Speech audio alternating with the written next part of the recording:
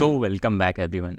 In today's video, I am going to share a strategy with you which I personally used in the final lap of my preparation that led me to multiply my rank by 10 times. That too in the last 24 days. So watch this video till the end because at the end of the video, I have given a very beautiful message which will fill your minds with energy and keep you all motivated. And यार 60% of you just watch the video and go away. So कर दो यार subscribe, एक लाल button ही तो दबाना है, क्या ही चला जाएगा. Now let's start. Hello everyone, this is Dr. Ashish Sachdev here. I've secured a rank of 1500 in the NEET-PG in my first attempt. I have done my MBBS from DUPMC, which is a private medical college in Jalgaon.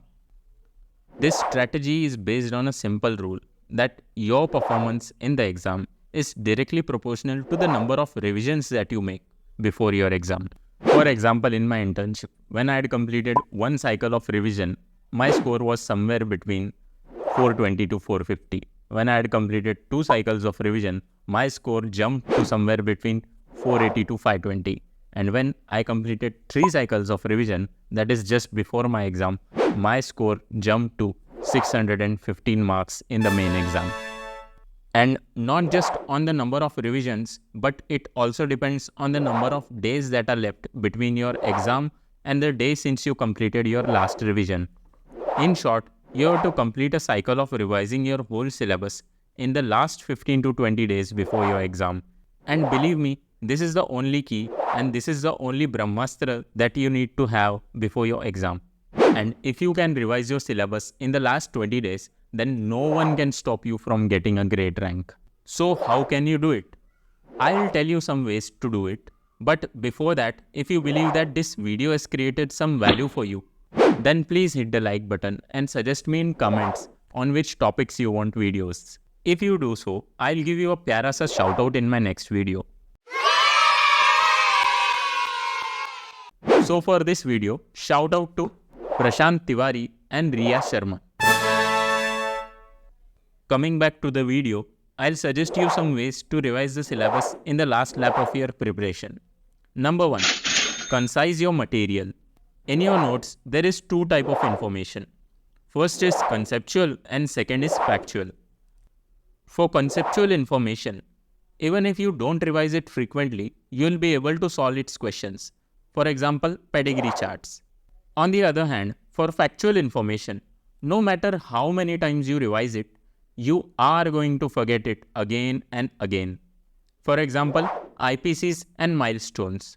So in Zainab ma'am's language, for such topics, you should make a choti copy to revise these topics at last. But that's a little time-consuming process, so I don't personally prefer it. Number 2. Concised source. In this, instead of making a choti copy, you can read from a source which is already concised.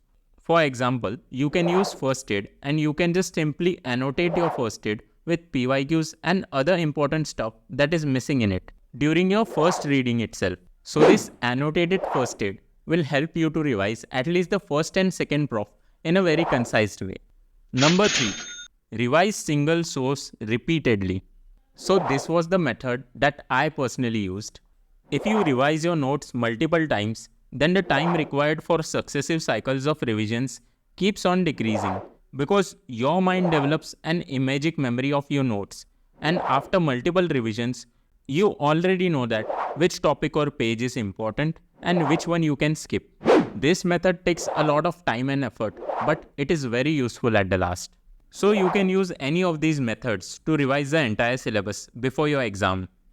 And the message that I want to give you all at the end of this video is, if you fail to plan, then you are planning to fail.